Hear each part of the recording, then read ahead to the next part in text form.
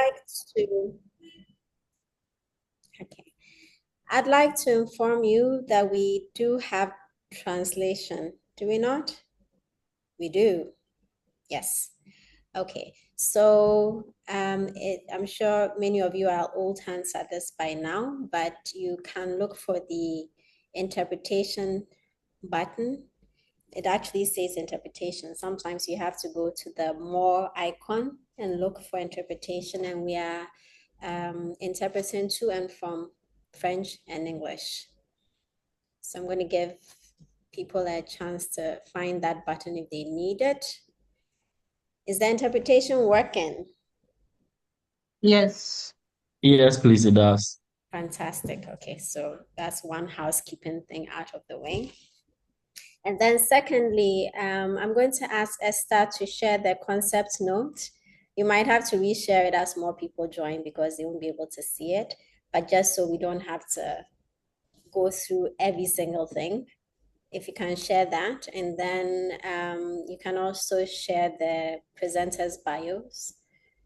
I won't read every single thing, so it'll be good for people to have the whole the whole text. All right. So welcome once again. We have this, what I expect would be a very interesting conversation today that is being collaboratively held by GETSPA, that's the Gender Equitable and Transformative Social Policy for Africa project, which is based at the Institute of African Studies at the University of Ghana. And then we have International Development Economics Associates, that's IDEAS, that's co-sponsoring this. And also Open Society Foundations, that's the founder for the GESPA project.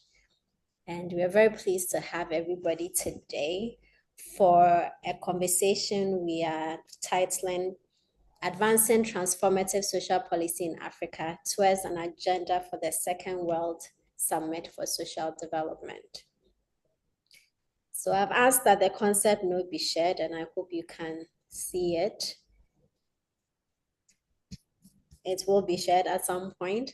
But just to give a little background, 30 years ago, world leaders at the World Summit for Social Development in Copenhagen made a number of resolutions centering around a commitment to making human beings the center of development processes and outcomes. And in making this commitment, they acknowledged a whole host of issues that would have to be addressed, many of them structural, around the causes or determinants of poverty and inequality, unemployment, and other forms of marginalization and social exclusion. It's taken a really long time to get us to another World Summit on Social Development, to look back at the past 30 years and see what progress has been made on those commitments, and also to take into account new challenges that are exacerbating the inequalities and poverties that we were dealing with 30 years ago. Obviously, top of mind is the COVID pandemic and the fallouts post-pandemic, the debt crises, the different types of wars that we have, heightened insecurity in some regions of the world. So we thought, as a project that is invested in making sure that social policy and social development is given the attention that it needs in these kinds of conversations and in these kinds of global processes, what could we do as a project and as organizations like Ideas and Open Society that are invested in these processes? What could we do to contribute to that summit? And so this is a pre-conversation for the summit conversation. We want to take the time to think through these issues from our important perspectives and locations, especially on the continent, and find ways of inserting those concerns and those priorities into the conversation that will be had at the World Summit. So in sum, that is why we are here. We do have two persons that we want to help us to shape the conversation. And again, their bios are in the chat, but I'm going to just give you a little bit of a brief. So we've got Katia, who, you know what, I should have done a better job. I should have asked you at the beginning. Make sure I was pronouncing your name right. It Just just, just say Katja. all Katja right. Huyo. It's Huyo. Katia Huyo, You're right. Thank you. who is head of the UNRIST Bonn office and leads the Transformative Social Policy Program. So we are just right on the same wavelength with the GESPA project. Her work focuses on social policy, poverty, and inequality. So again, just the right person for this conversation.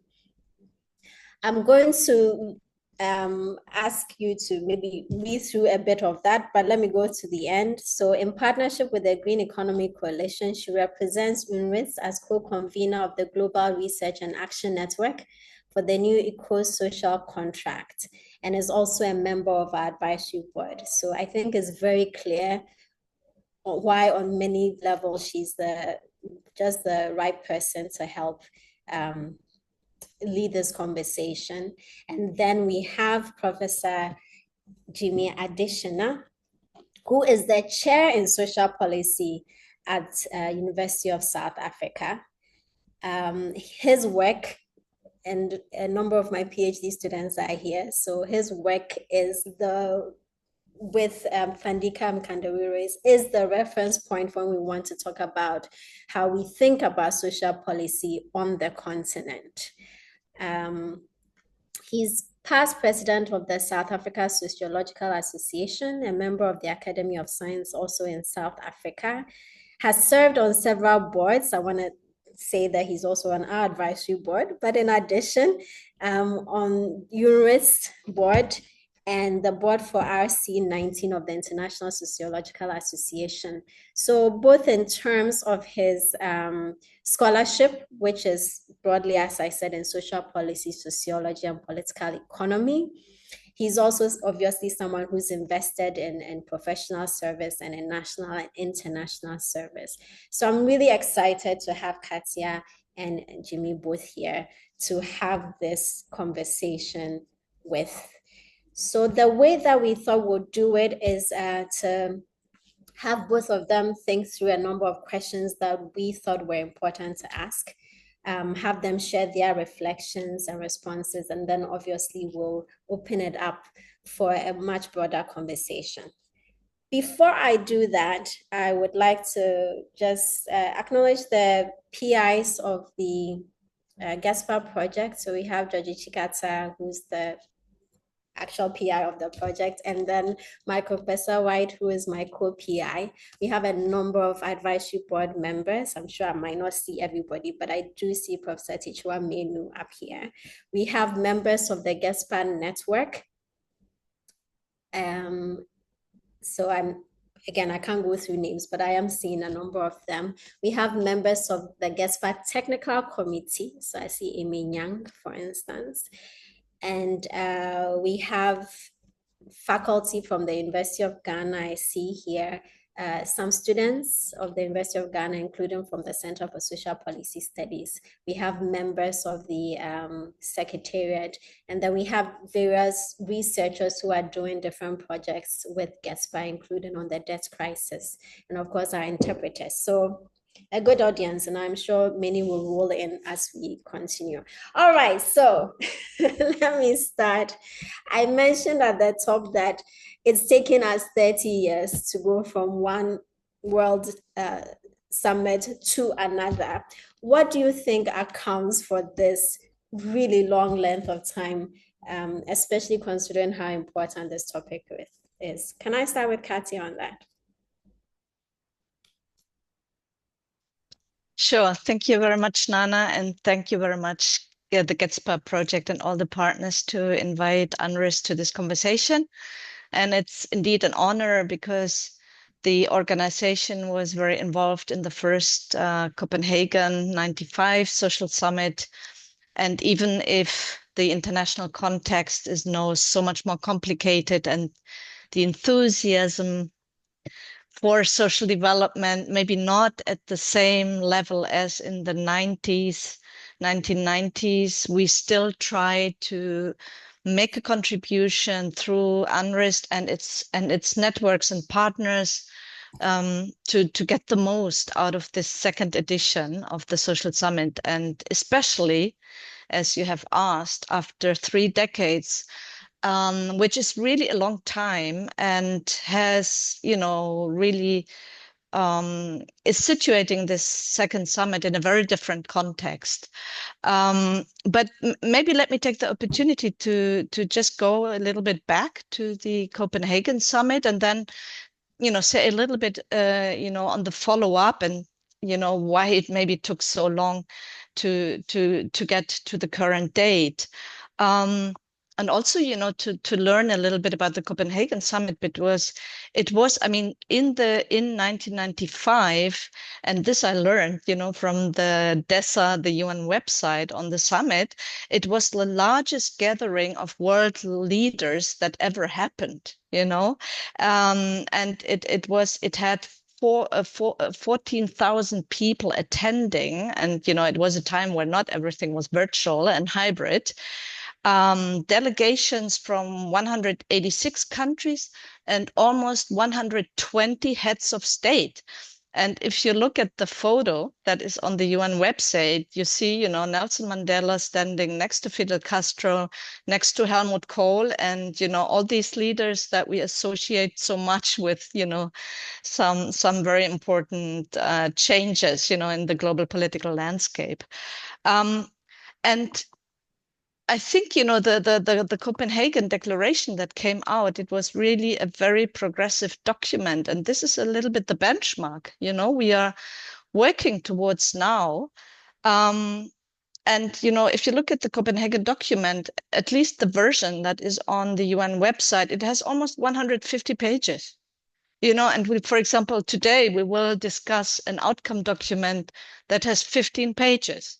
So you already see, how different the approaches were 30 years ago, and how much more, in my opinion, they delved, different actors delved into a problem analysis, a very profound analysis of, as you say, the structural drivers of poverty and inequality. How did we get to a stage, where a summit on social development was needed, and so on and so forth. So when we look at that, Copenhagen Declaration of Action, Declaration and Program of Action, you see a very broad social development definition. And when talking about the different commitments, eradicating poverty, productive employment, decent work, social integration, the importance of institutions, the role of the state, a focus on social services, a lot of focus on progressive taxation, resource mobilization, ODA, environmental risks, astonishingly is very, very important, because, it was 3 years after the Rio summit in 92. So environment was very present. And also, and I think this is important for our conversation today, there was a particular focus on Africa, and it was part of the commitments to focus on Africa and also on least development countries and transition countries. So a very comprehensive outcome document. And then what happened afterwards? So importantly, after 5 years, there was a follow-up meeting in Geneva. And this, it was called Copenhagen +5. It was a special session of the General Assembly that was convened in Geneva, which is very emblematic again, because, usually these things happen in New York. But, this particular meeting was convened in Geneva because Geneva was seen, and is still seen, but, not so prominent in the current discussion, as the kind of social heart of the UN. Because in Geneva, of course, we have, the World Health Organization, we have the International Labour Organization, we have human rights, we have UNRWA. So a lot of organizations that are working on social issues. And so, there was a follow-up meeting then, another resolution, which I can put the links in the chat for your information. And UNRWA also contributed a particular report, to that follow-up meeting, which is called Visible Hands, Taking Responsibility for Social Development, and where we again, formulated a critique of this very strong, market fundamentalism that was present in the 1990s, and highlighting the need to really re-strengthen the role of the state, and to bring back in social services, gender equality, taxation, the problems of privatizing social services, sustainable development challenges, and a lot of other issues that were important by the time, and many of them are still important today. Now, after, this follow-up meeting in Geneva, there was a long stretch, where there was no very visible follow-up. I mean, the Department for Economic and Social Affairs, of course, always reports and monitors social development. But we had, what we call in UNRWA, we call the Copenhagen Summit like a social turn. It was basically the summit that brought back the social dimensions of development. Because, in the 1990s, we were in this, period of hyperglobalization of, as I said, of a very strong neoliberal approach and market enthusiasm, and just coming out of structural adjustment and debt crises. And then the social summit said, hey, look, we need to bring in the social dimensions back into the national and global development agendas. So there were the Millennium Development Goals, which somehow, are also a legacy of Copenhagen because they strongly focused on poverty reduction and social sectors. And then there was a reaffirming kind of statement just before the Agenda 2030, the SDGs, to say, okay, we are now moving to a sustainable development agenda, but social development is still a core pillar of sustainable development. And then we moved already to the 2020s. And there was actually in 2020, there were some speculations about a follow-up conference, a social summit in 2020, which would have been Copenhagen plus 25. And eventually it was only a ministerial declaration led by Dessa, that took place in 2020, right before the outbreak of the COVID-19 pandemic.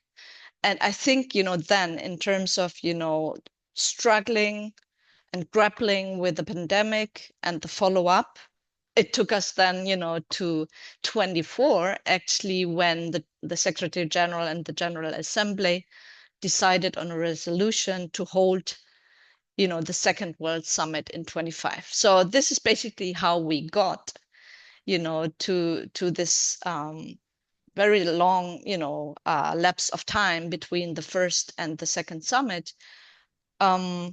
But yeah, just to finish here on this question, it has taken a long time. But even after 3 decades, this particular moment was seen for many actors as not a particular good moment to hold the social summit because of the very difficult international scenario where there is quite a considerable fear that we might fall back, behind past achievements. And you will see that very clearly in the current outcome document, that there is a lot of emphasis on protecting the achieved, and kind of recommitting to Copenhagen, recommitting to the SDGs, recommitting to all sorts of agreements, because it is not at all clear whether current member state negotiations will really result in a very progressive political declaration. Wow, thank you. So, Jimmy, so Katia has given us a really comprehensive insider perspective on what was going on.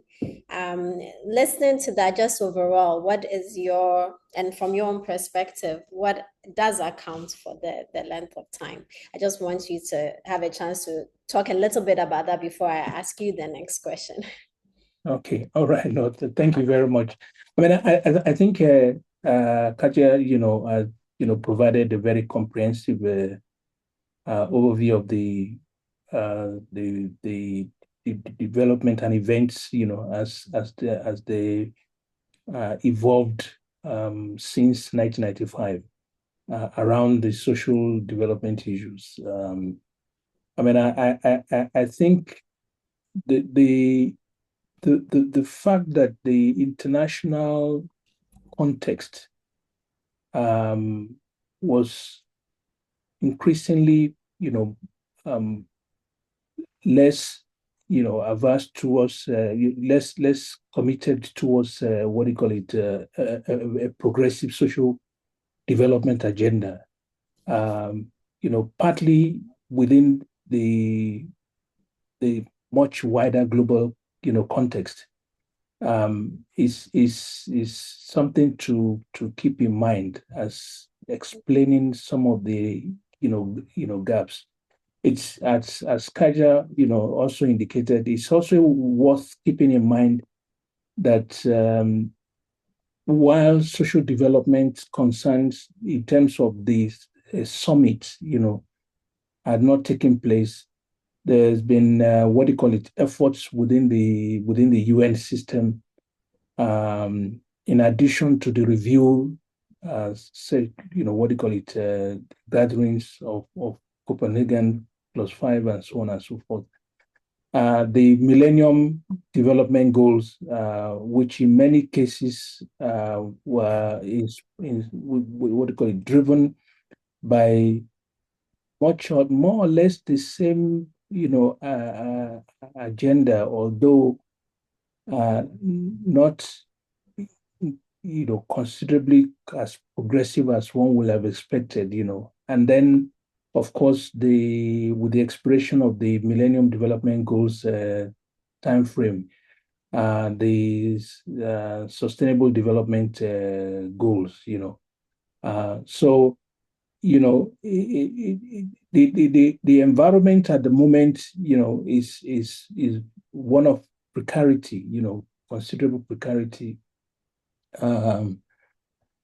But the ultimately, this global agenda setting issues, but ultimately these are things that are driven at national level and reflect national commitment, and what do you call it? That's where the rubber sort of hits the road, and way in which we will get to have progress made in the area of social development.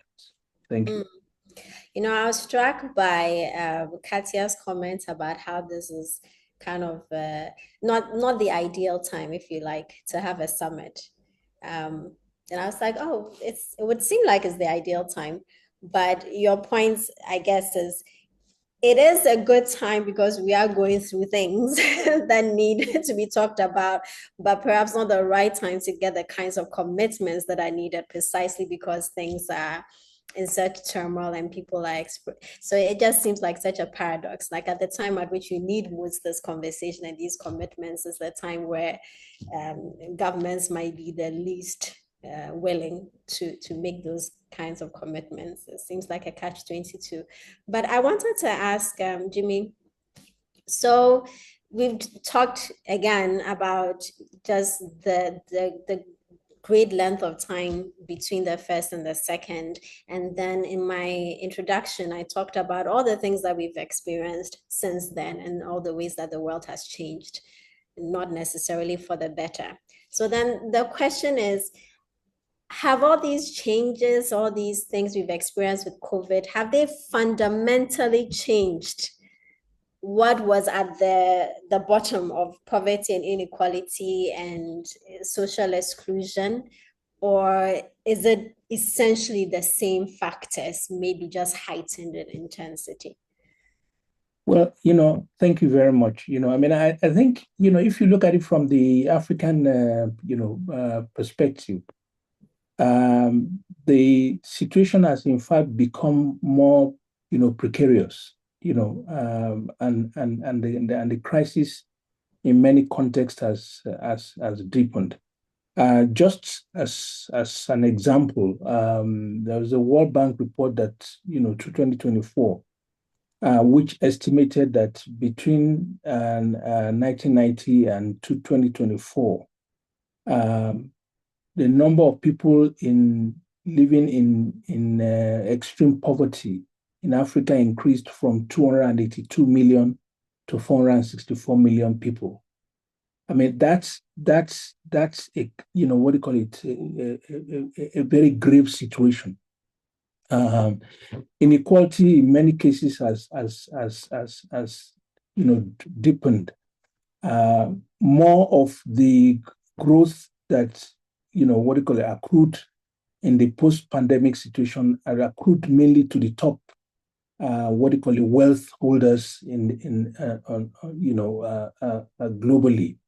And just to shift back to the question of poverty, the extent to which the axis of extreme poverty has shifted from East and Southern Asia to Sub-Saharan Africa is a deeply concerning matter. Similarly, when you look at the issue of unemployment, we talked about Africa being the continent with the largest share of young people, but gainful employment, what you may call decent work, remain elusive for many, what do you call it, of our young people. And even though there's an expansion in higher education access on the continent, so has the crisis of graduate unemployment, deepened. In many cases, the Copenhagen Declaration, in Commitment 7 and 8, speaks of structural adjustment, and mainly in terms of what do you call it, the implementation of structural adjustment and things like that. While we are not formally under structural adjustment at the moment, the crisis of neoliberalism has deepened. The hold has deepened to the extent that, whereas in the mid 80s to mid 90s, this was mainly in terms of external compulsion and imposition of adjustment instruments on many African countries.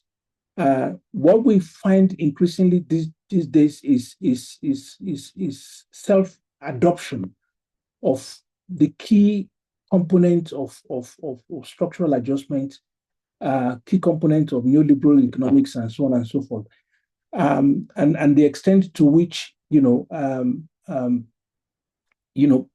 the disconnection between economic growth and social outcomes has deepened. So if anything, the situation has become more, as I said, precarious, more adverse than we could have thought about in the 1990s. Okay, so Katia, unless you have some reflection on this, I was going to ask you a question about what we see in different parts of the world. And I think sitting at UNRITS, you probably have a good sort of bird's eye view or global perspective. So Jimmy just talked in particular about the deepening crisis on the African continent, and I'm sure elsewhere. But are there particular issues or maybe different manifestations of these crises in different regions of the world, including Asia, Latin America, and so on? Yeah, thank you very much, Nana. Just I would just maybe make one complementary comment to what Jimmy just described. Is I think also one difference that we see in today's context, you know, in terms of the drivers of poverty, inequality, and so on, compared to the 1990s, is that the 1990s were still seen, you know, as a period of kind of growth, of a growth period in a way. I mean, very unequal growth, but you know, in the 1990s and until 2015, more or less 2014, maybe, there were, you know, many countries and sub-regions in the global south that had fairly high growth rates, even, you know, with very unequal social outcomes. And I think one of the big issues that we are facing now is that, you know, the growth patterns continue to be unequal, you know, and delinked. Basically, positive growth is still delinked with social outcomes, employment creation, and so on. But we also have, in a lot of contexts, stagnation of growth and very low growth. You know, so in terms of economic context, we are even in a worse situation. But let me move to your question. Indeed, one of the key activities that we have, you know, moved forward at UNRIST in, you know, collaboration with partners, and we have worked with the SACI chair on social policy on a regional dialogue in preparation of the social summit, you know, was to ask our networks what are key social development challenges today, what have we achieved since 95, where are gaps, you know, and what are actually demands towards political leaders for the social summit. So, you know, in terms of, you know, we have run a global survey that, you know, interestingly put the challenge of, you know, governance and political stability on the top. So, you know, we had like a little bit more than 500 respondents, and they said the biggest challenge in today's world is, you know, the lack of transparent and accountable institutions, weak governance, corruption, etc. Political instability, you know, democratic erosion. And the second and most important challenge was inequality, and the third was climate change and, you know, environmental destruction. But then we also conducted, as I said, a couple of regional dialogues, and so I will just want to, you know, very quickly summarize some of the findings of these. So I recently tried to compare the different regional conversations and to identify what were common themes actually, and then what was very different, you know, what was very particular to a certain region and what was common. And actually there are a lot of common themes that were raised. So for example, in all, we held consultations in Africa, Middle East, Central Asia, Asia, and Latin America, and the Nordic countries. The Nordic countries had a little bit of different focus, so let's ignore it for the moment. And the key challenges that were mentioned was informality, inequality, gender inequality, climate change, digital exclusion, social exclusion, governance problems, and lack of financial resources. But then when we look at, you know, more in depth at different regions, for example, Latin America, they acknowledged quite a lot of progress in social policy, social protection, and also gender equality. But in this particular moment, they also identified, you know, very entrenched extreme poverty. So they have really problems, you know, to address, you know, the worst forms of poverty. Inequality is still very high in the Latin American region because it's you know, one of the regions with the highest inequality in the world. They also see a kind of a stagnation in their efforts to formalize the informal economy. It's actually worse, you know, we see increased let's say we see a growth of the informal economy in some places rather than a decline. There was also concern about, you know, kind of the political direction a lot of governments are taking. So we have more, well, we have quite a number of far right governments in the region at the moment that explicitly pronounce, their critique or their non-support of human rights and women's rights, for example. And there's also a question of, how actually to move the economy forward, lack of diversification, dependence on, commodities, primary sector, and so on. And in Asia, particular concerns were, for example, a very unequal growth performance in the region. I mean, Asia is really characterized, by very different subgroups. Some rich countries, but also, some countries with a lot of development challenges still. And then, for example, demographic change was clearly mentioned. And whereas in Africa, we often talk about the youth challenge, or, youth, it's good, but the challenge to provide decent work and jobs for youth and education. In the Asian region, there was more discussion on aging societies, and how to provide, employment opportunities and social protection and so on for elderly persons. Yeah, and I think, these are some of the differences. I don't want to talk about the Africa. I mean, the Africa consultation talked quite a bit about issues of state capacity, also about, an adverse international environment, which I think was a very, distinct feature of the dialogue that we had with African experts. They referred a lot, to the constraints that African policymakers are facing because of the, global governance system and the power asymmetries, that we have in multilateralism, but that we also have in trade systems, in investment systems, and in the global financial system. So the issue of debt was mentioned, the lack of access to technology and digital services. Yeah, and a general kind of interference also of external actors in domestic policymaking. So these are some, of the concerns that were raised in these regional consultations. Thank you. That's a lot. That's a lot. It's really interesting to see, as you said, what is common and then what is more particular to different regions.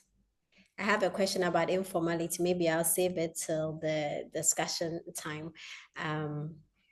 And Professor Adichina, did you have some thoughts you wanted to share on this? Yeah, no, thank you very much. Thanks again.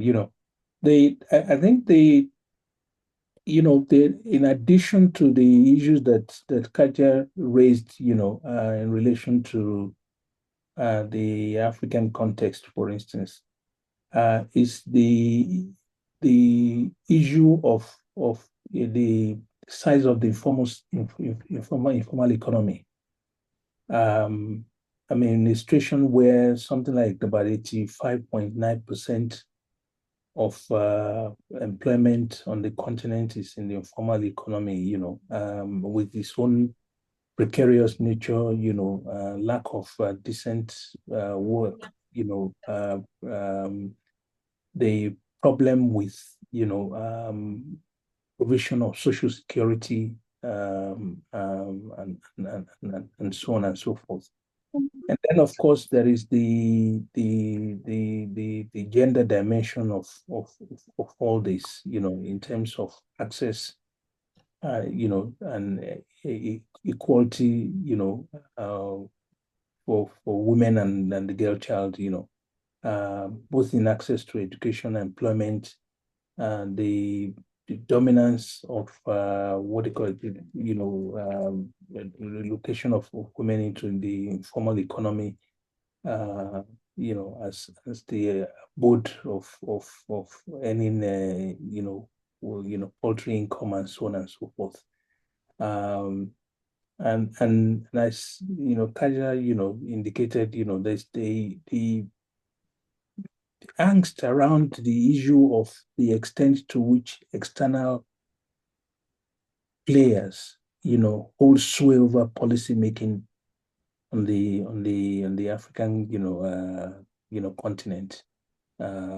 So these are some of the issues that emerge in what do you call it, dialogue session.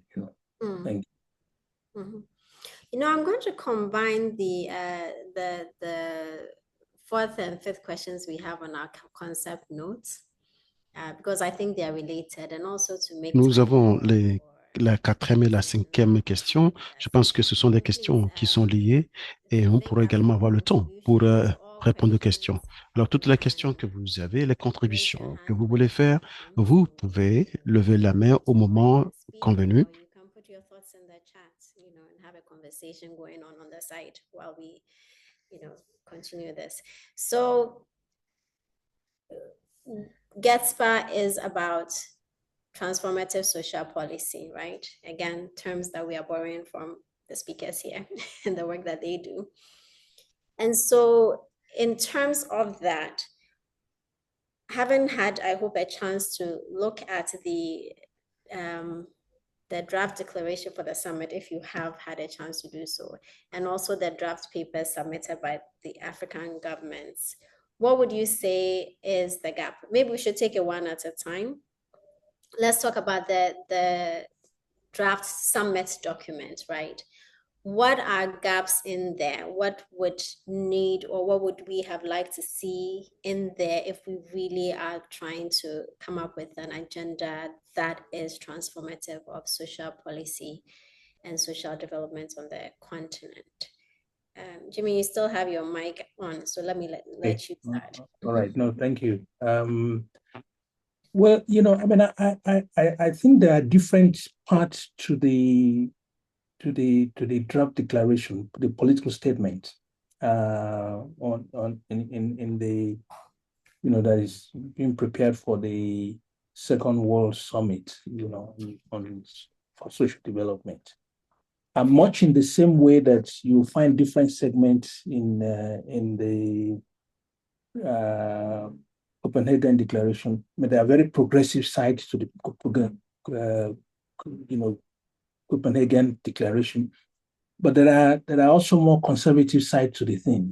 There's the whole idea of taking for granted structural adjustment, without a full realization of the enormous fundamental shift in imagination, of society and economy that comes with adjustment and so on and so forth. The same way the draft political statement, for instance, and here one talks about, when we talk about transformative social policy and this and that, which insists on a synergistic relationship between social policy and economic policy. Okay, and synergy, not in the sense of social policy being what do you call it, handmaiden of economic,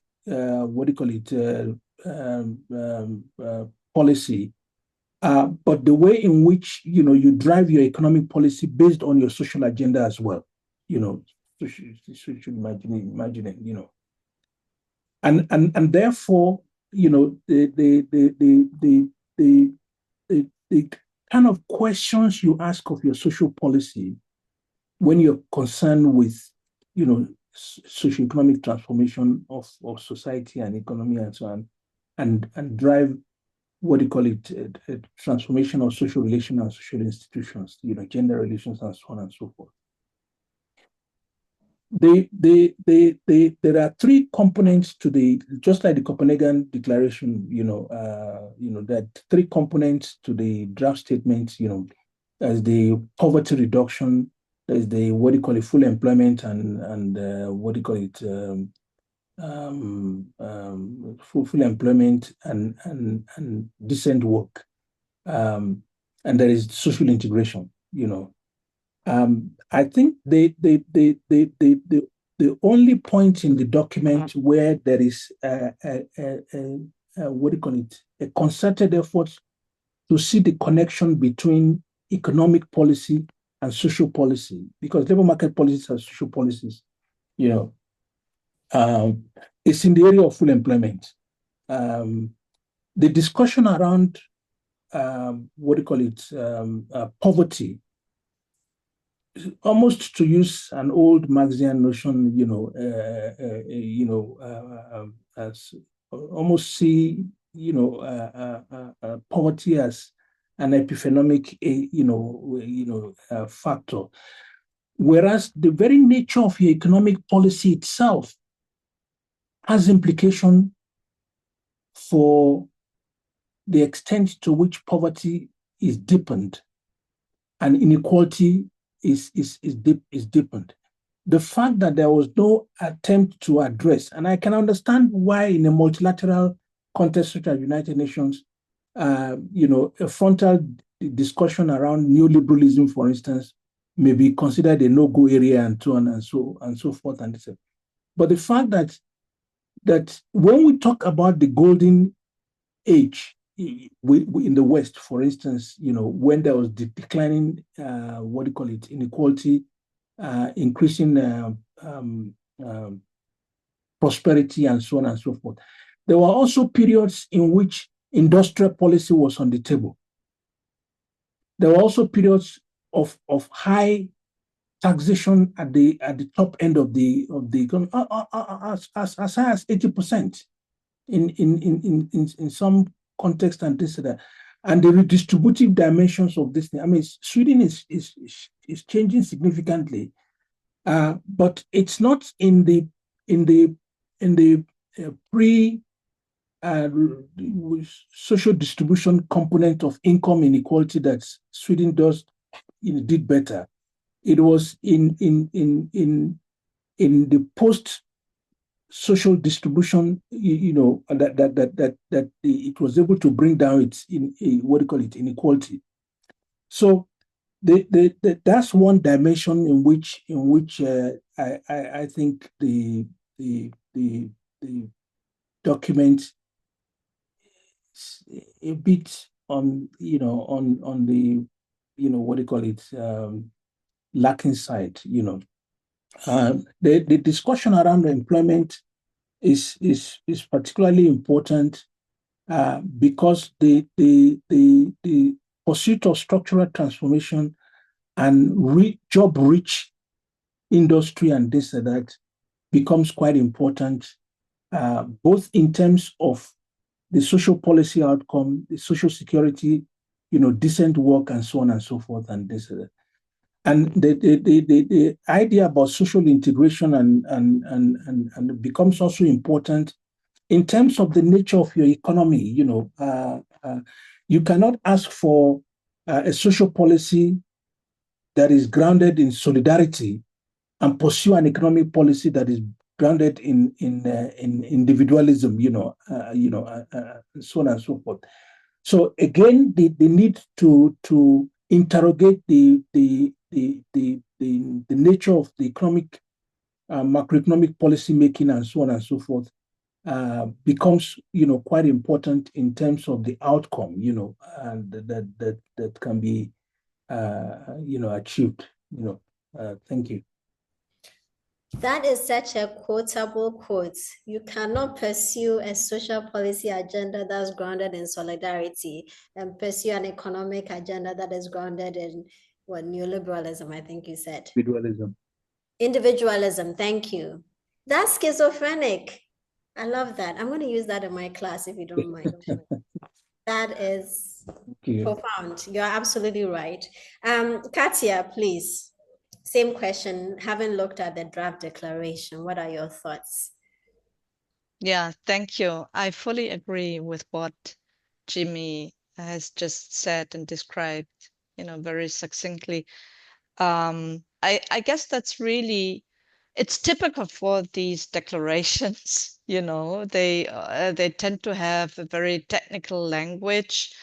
They have actually cut down the analysis part in this, in the political declaration. They also did that already in the Finance for Development outcome document. They cut down like 5 pages on the, the challenges and the problem analysis.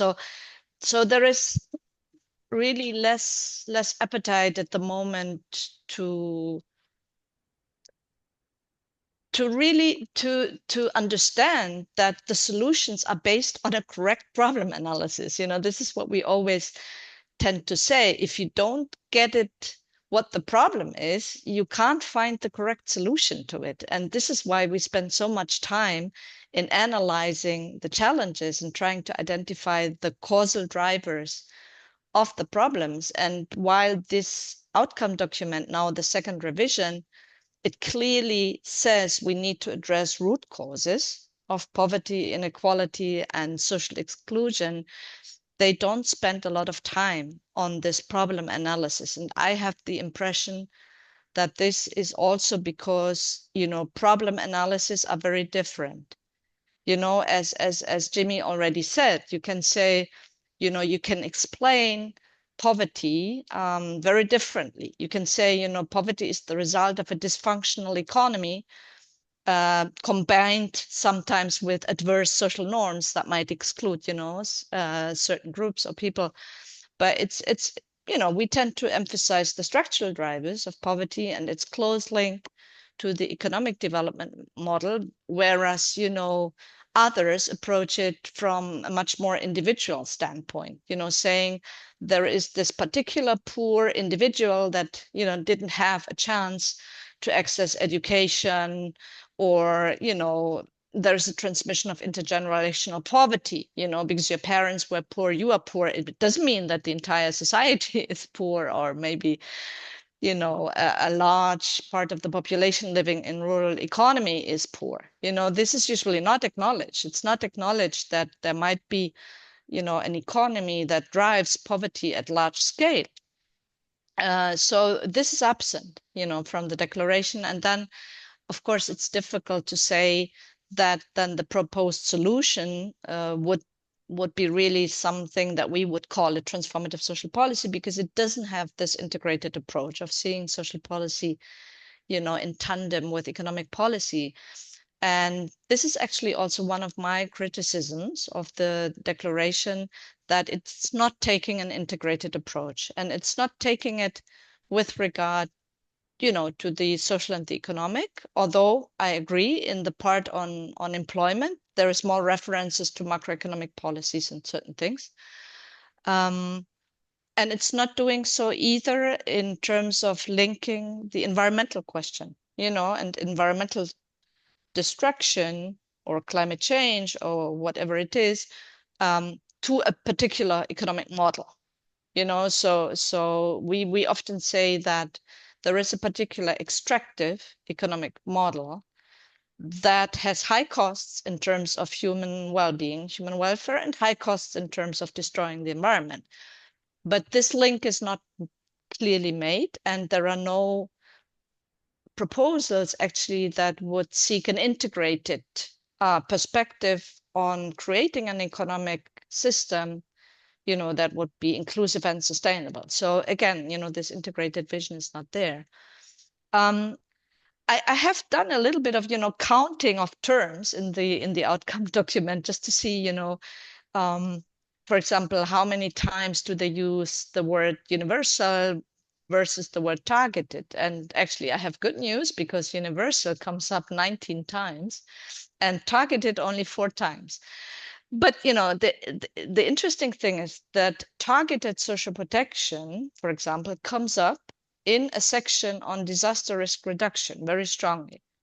And there you see, there's probably someone who has drafted that section and is very much in favor of a targeted residual approach.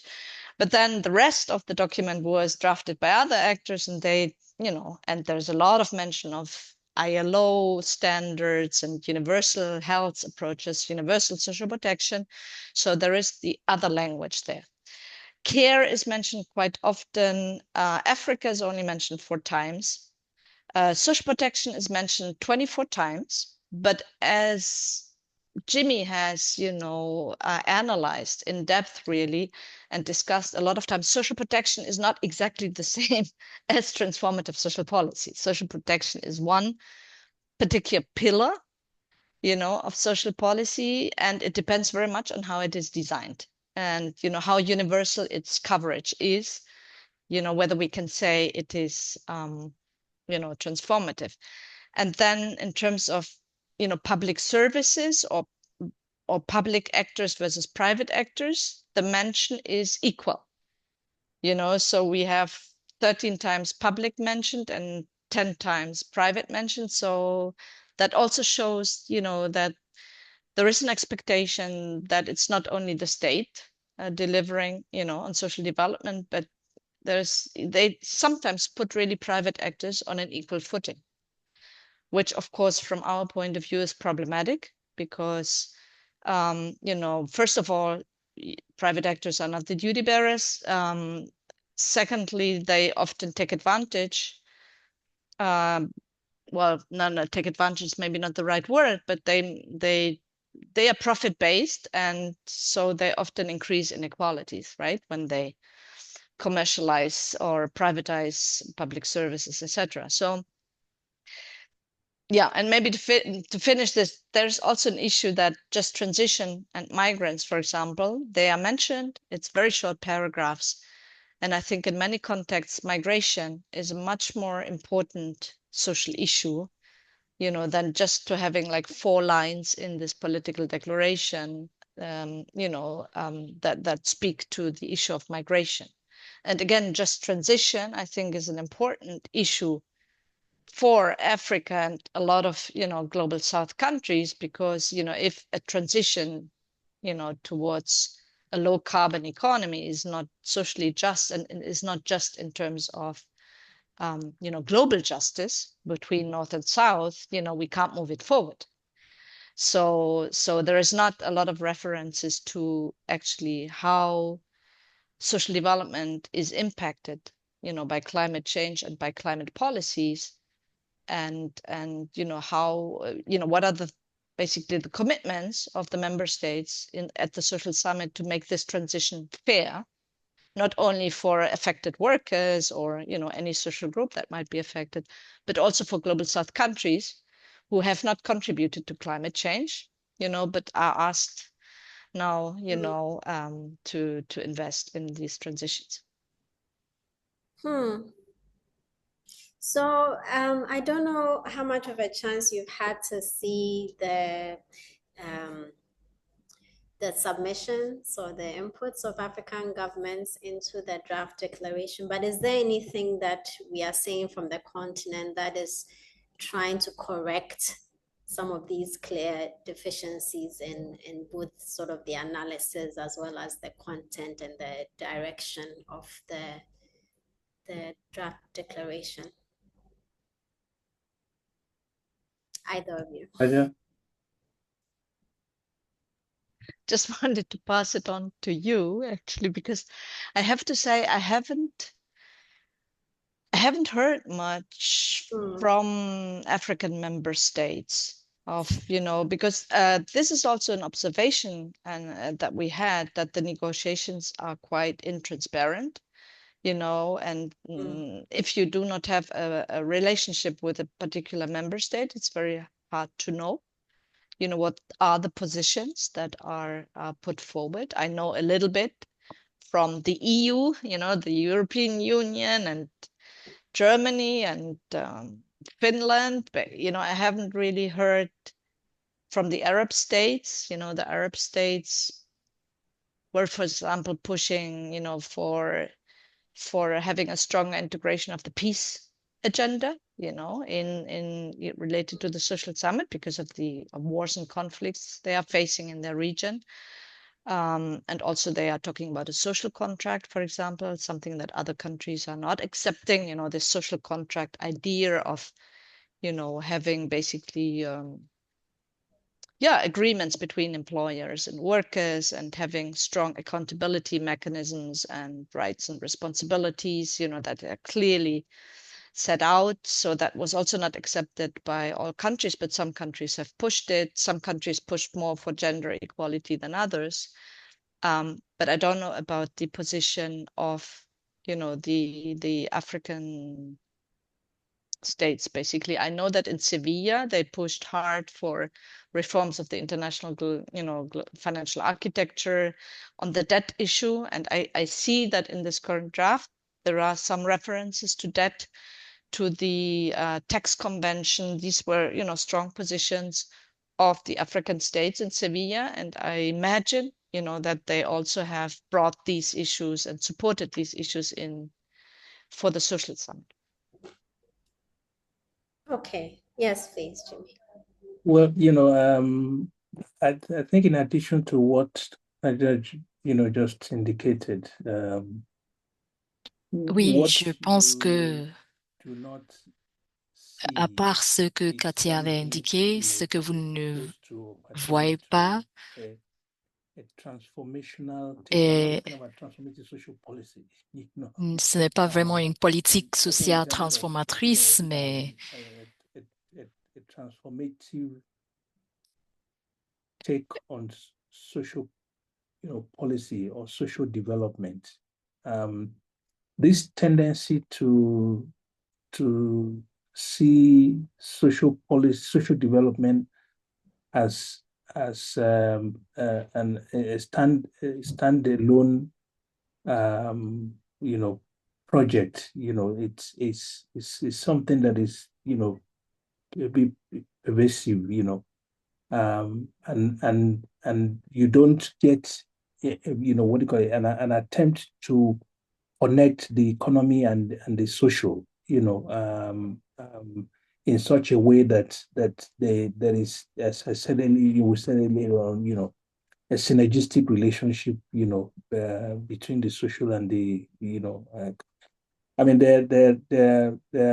what do you call it, talks around the issue of the debt, the debt crisis, because we're going round into the second phase of the debt crisis, except that in this particular context, rather than bilateral, debt, something, much of the debt is owed to private entities, which makes the kind of solution that came with it almost impossible. Indeed, we have situations where a number of African countries deliberately walk away from it because of the implication for their rating, so on and so forth.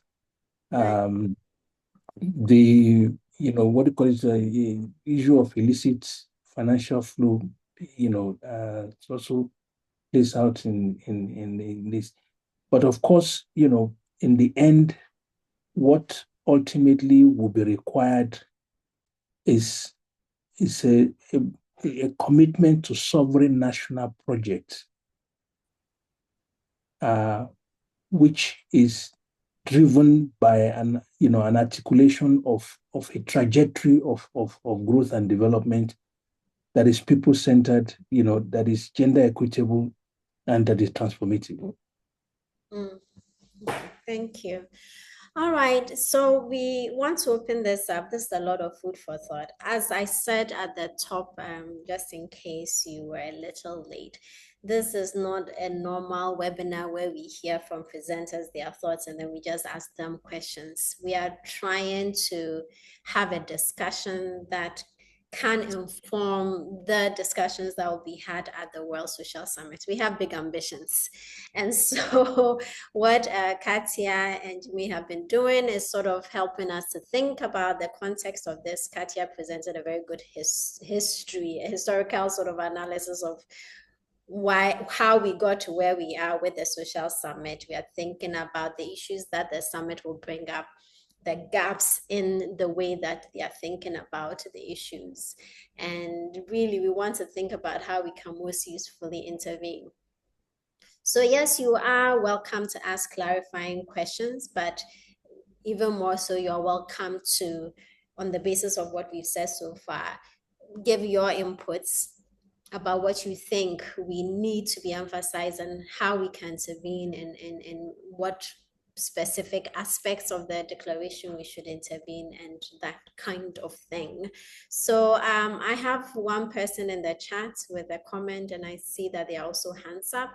So do we want to start with Amy's question, which is a really important one? I'm going to read it out, but we can all see it in the chat. So she says she, of course, thanks you first and then wants to ask, to what extent does the expansion in scope from a strict social welfare lens, which arguably would be more public, to a multi-dimensional model, clarify or muddy responsibilities. You know, I think this is something Katia was talking about, like, and from what she said, something that's arguably important to civil society seeking to monitor progress. Katia, do you want to take that? Yeah, maybe a quick reply. I think a similar question is often articulated with regard to the Sustainable Development Goals, if we compare them with the Millennium Development Goals, because a lot of people, when the Agenda 2030 was published, said, oh, this is so broad. It's extremely broad. Everything is in there. Before we had a clear focus on poverty, on health, education, gender, water, HIV, AIDS, etc.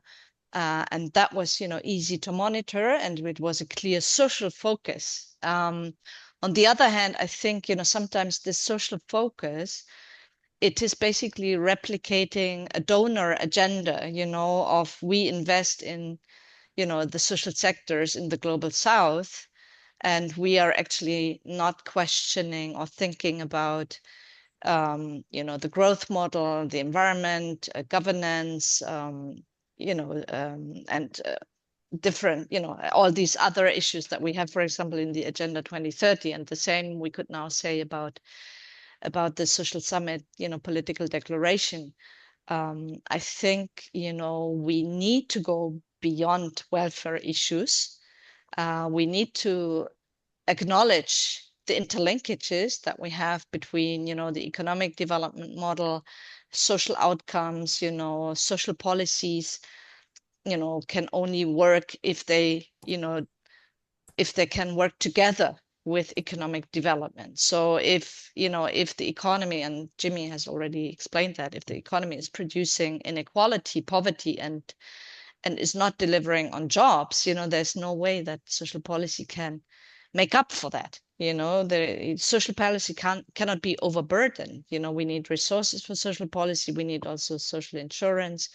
We need an economy that already delivers for people. And then, social policy comes in, and then we have these synergies and these virtuous cycles between, social investment and economic policy. So I would say, yes, we need the complexity and the interlinkages in the document.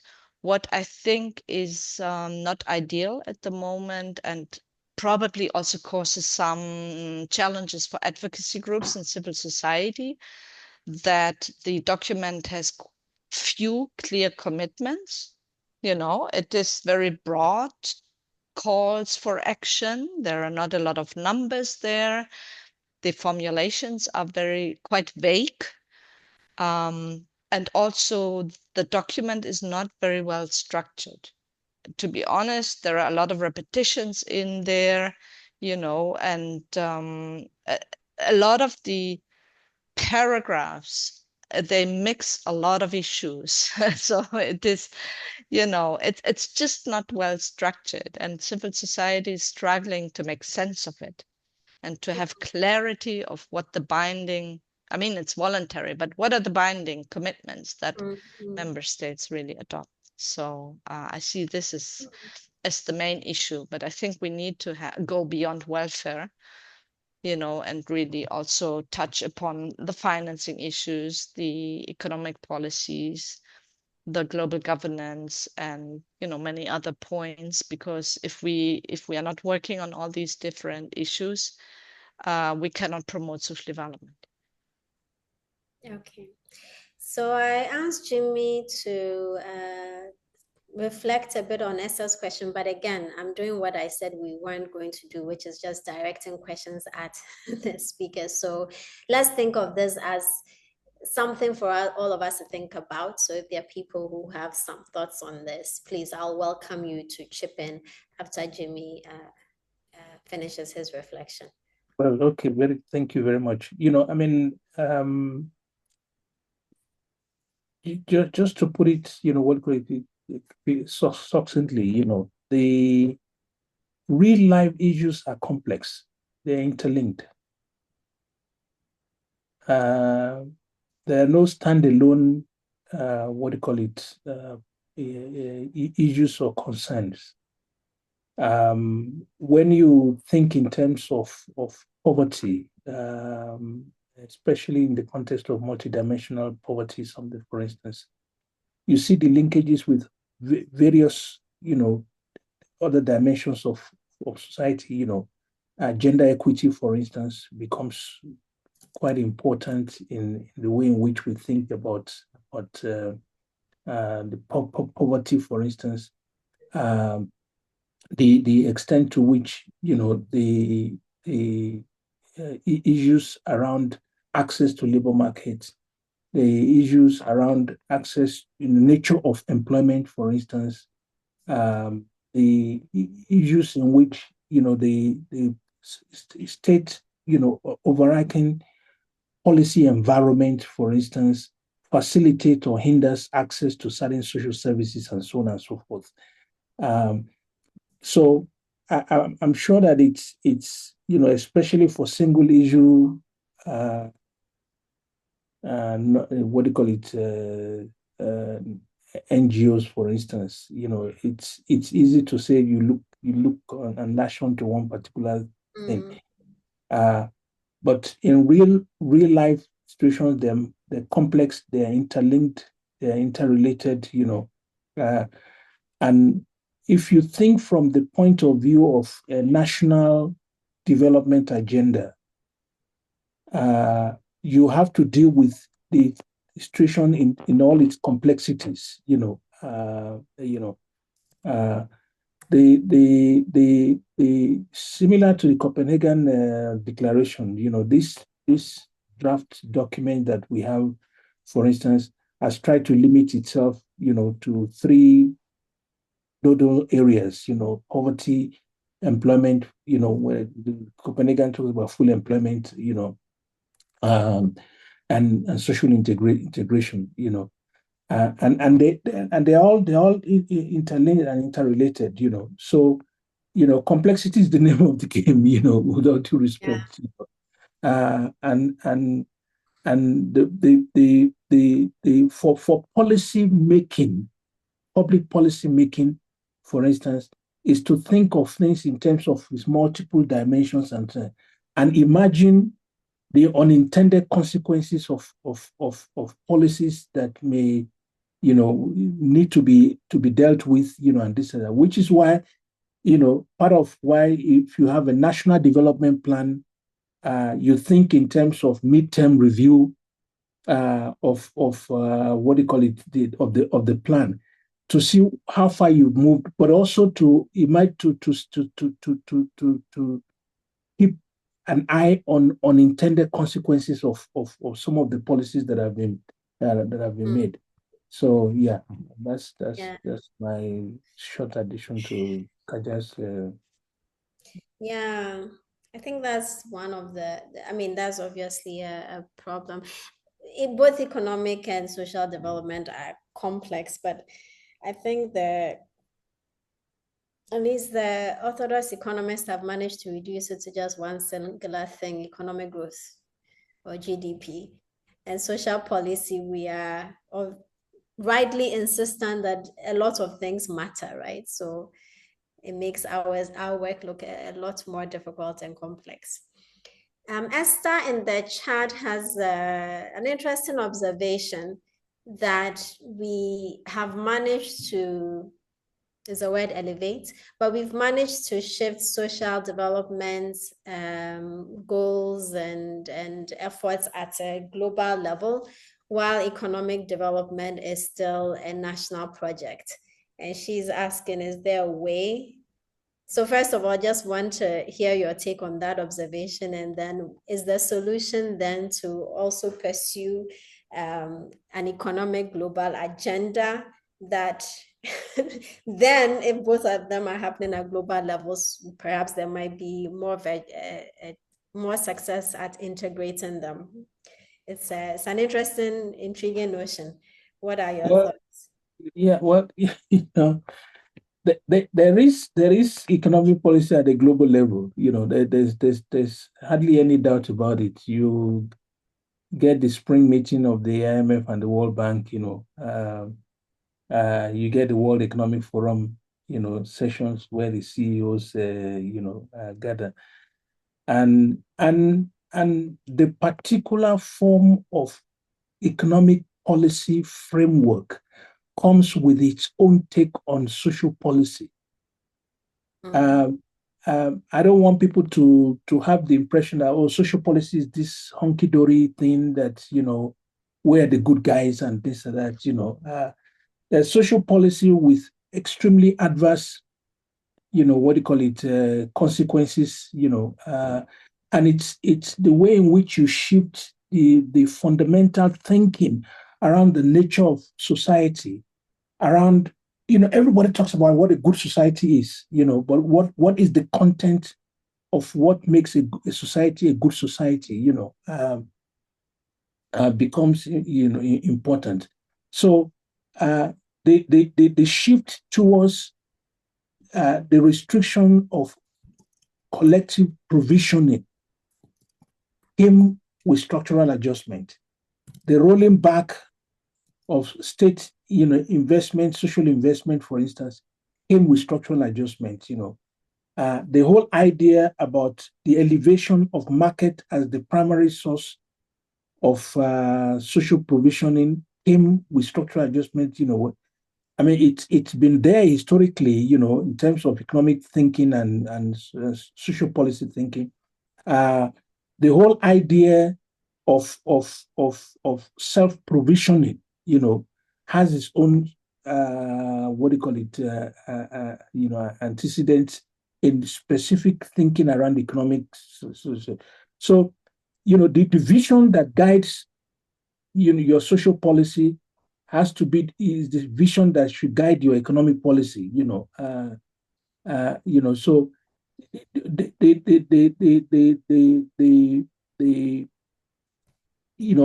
So the economic policy framework that has been dominant over the last 30, 40 years comes with its own social agenda, and so on. And it's important to recognize that. Thank you. But I think you're absolutely right. But I think the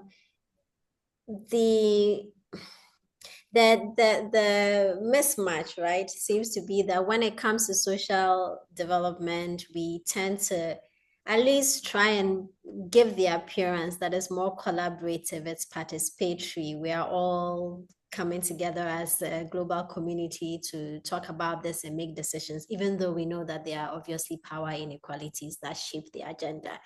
When it comes to economic development, then it's G7, G20 who get together somewhere and then have these conversations. It doesn't have the same appearance. It's almost, and I think this is just the undercurrents of what we are talking about. It's almost like we don't question economic development. It's not up for discussion. It's not up for,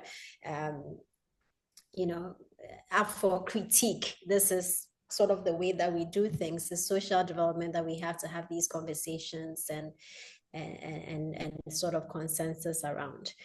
It's an interesting thought about just the different ways that we approach these two and how they are then done in silos, and there doesn't seem to be any real forum to bring them together in the way that we know they should be. Katia. Oh, sorry, Jimmy first and then. No. Katia, after you. Since I'm sure it's okay, all right. No. Okay, no.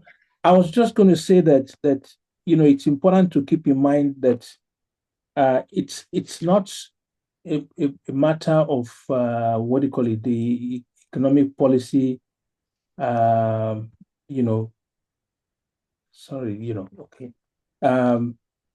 being taken, there are this is a UN program, okay, driven largely from the General Assembly and the the Office of the Secretary General. And there have been competing, visions. I mean, somebody said that the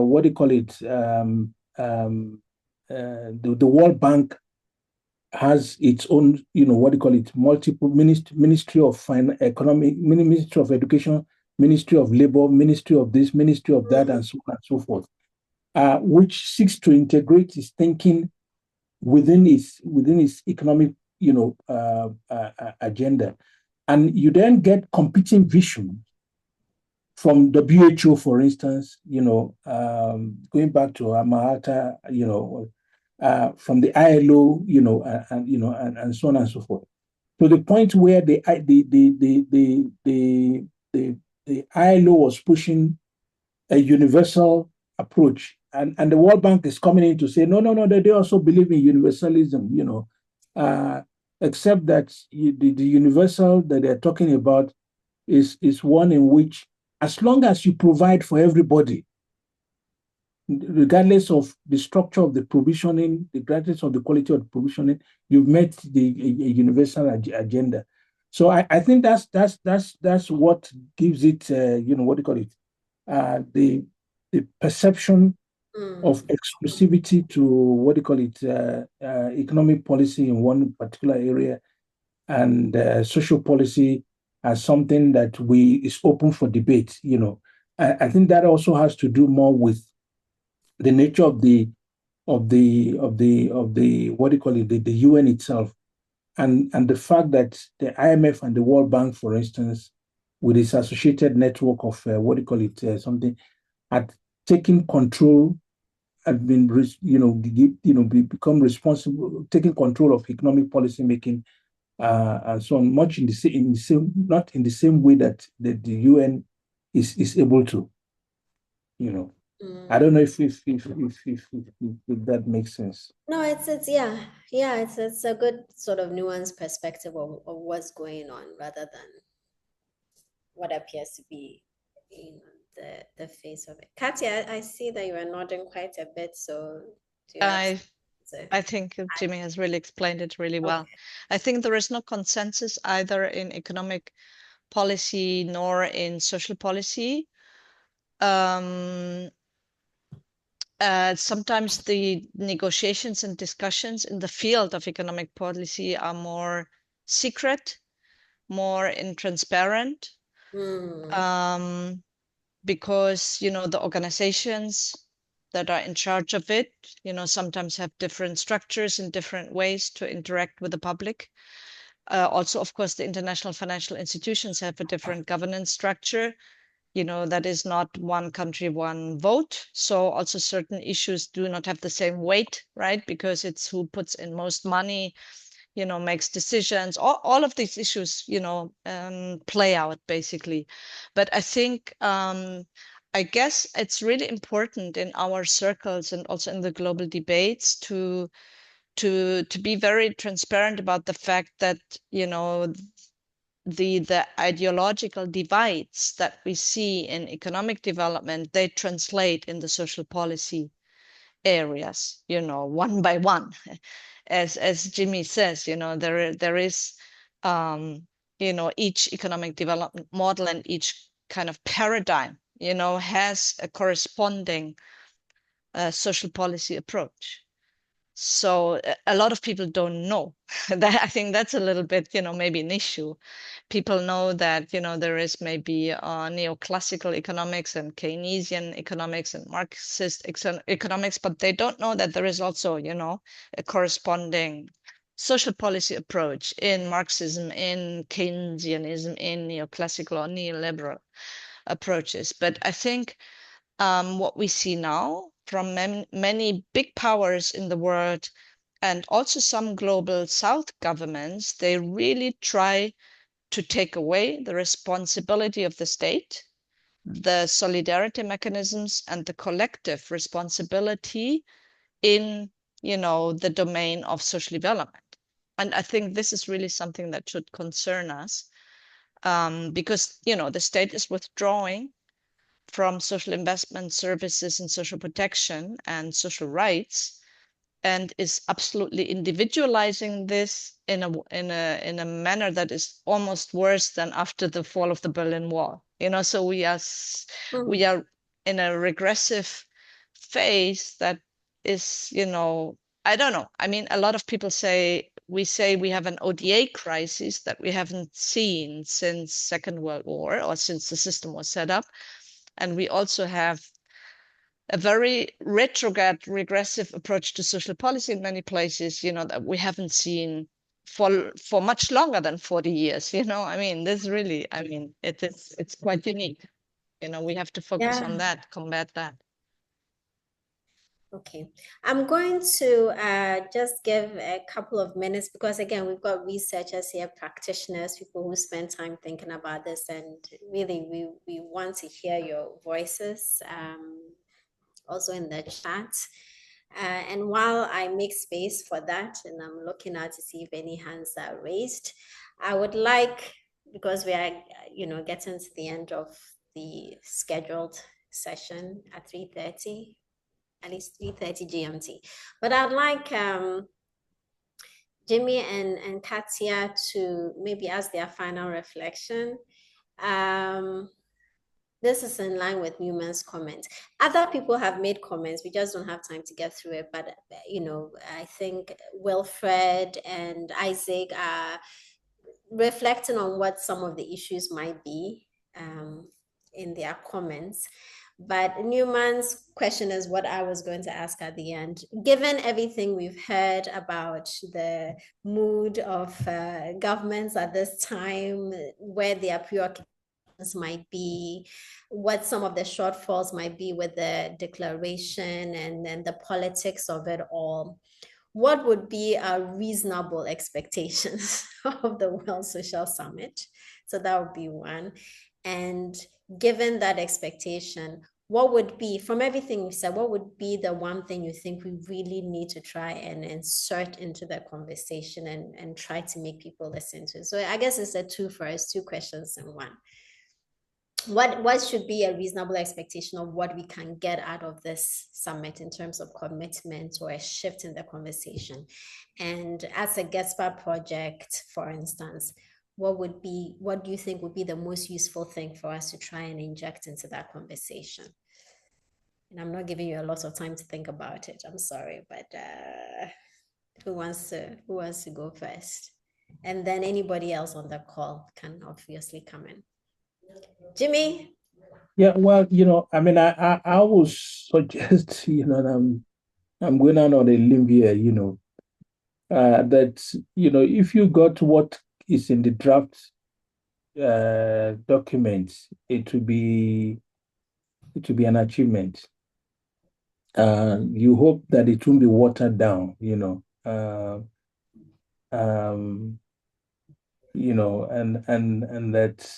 that this will be a guide, as an addendum to extending the life of the SDGs, beyond 2030 to the next cycle of the review of the, what do you call it, Doha, +5, Doha +10, and so on,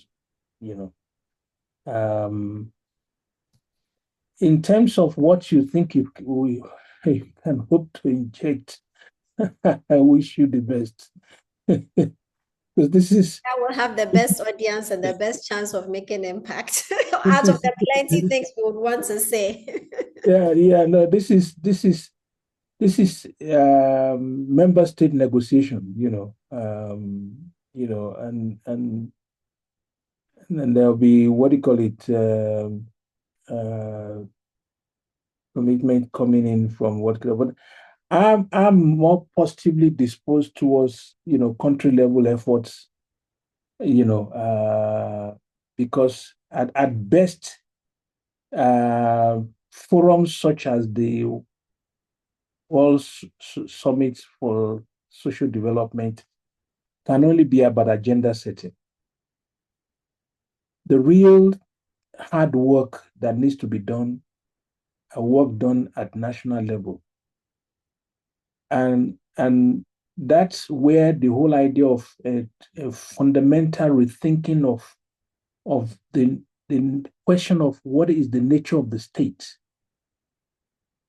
and what is the nature of the relationship between the state and the citizenry, for instance, what is the nature of this of the state and its capacity, to drive transformative, policy. That's where I will put my own, just to see this as essentially at best agenda setting, but the real hard work is to be done at national level. Right. Thank you. Right. Which is, I think, one of the comments about should we be moving the emphasis back to national. I don't think we've ever really left the national stage, but perhaps even more emphasis. Katia. Yeah, thank you. So what can we realistically expect? I think also that there are a lot of good demands issues in the political declaration as it stands now. It can certainly be slightly improved, I guess, but in the current moment, it still reads as a very progressive document because it refers to key values of the UN, like dignity and diversity and solidarity and social justice, for example. It really calls to support the multilateral system, and to invest in public services, social protection, gender, nutrition, education, health, and so on. So it is an important document. And so, if really countries commit to it, then it is already a positive achievement, I would say. It is also a positive achievement, even if I was a bit, skeptical when I framed, how we came to this moment in time, about how conducive the international environment is to a progressive outcome document. I think it's also, as you said, Nana, in the beginning, it's also timely, because many of the problematic developments that we are seeing at the moment, the movements to far right, democratic backlash, governments going authoritarian, but also the populations, sometimes going xenophobic, rejecting migrants or having, hostile attitudes towards poor people or minorities. This is all driven by the failures of our current development model. It is driven by social exclusion. It's driven by disappointments of the middle and lower middle classes. It is driven by a sentiment of people that, governments don't care for them and don't deliver. So, I think social development is really a key investment also to get back kind of to, social cohesion, social peace, right? And, better relationships in society. So I think it's very important. And the only thing, I think it's also a moment for us, right, to get together and to say social development is important. And that takes us beyond the summit in November in Qatar. But it gives us an agenda to follow up. It gives us also a research agenda. We can now really follow up and hold governments to account, and organize basically alliances and coalitions that continue to monitor what will happen, in the field of social development after Doha. So I see it really as a positive moment in a difficult international environment that we can get together, and support strong investments in social development. That's a positive note on which to end. I'd like to really thank you and thank everybody who's also contributing actively in the chat. I think there's a good conversation happening there as well. This has been really good. So for people who are already keyed in and concerned, I think this has been clarifying, giving them new ways of thinking about this. And then for the many people who probably were not paying attention, I think having this conversation makes you more invested in the summit and its outcomes and more likely to follow up and whether through research or advocacy to make sure that whatever gains that we get from the summit, we can sort of push in the years to come, hoping that it won't take another 30 years for us to stop and take stock about where we are headed. I don't see any more hands up, or well, I didn't see any hands up at all. but nothing else in the chat.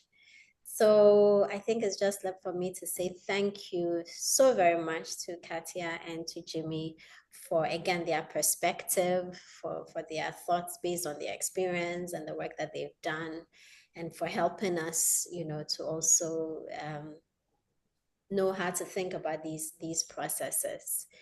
Am I good to end from the Secretariat, from the PIs?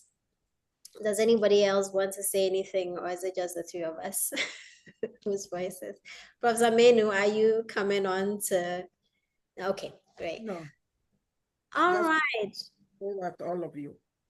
Thank you, and thank you for your feedback. I think also that has been very insightful, very enlightening, and I want to say thank you again, and thank you to everybody who spent the 1.5 hours with us for this discussion. Really appreciate it. We hope that we'll have you back here again when we have another guest spy event, and we'll certainly let you know when that is. But thank you again, and have a good rest of the afternoon, evening, possibly morning where you are. Thank you. Thank you. Very much. It's a pleasure.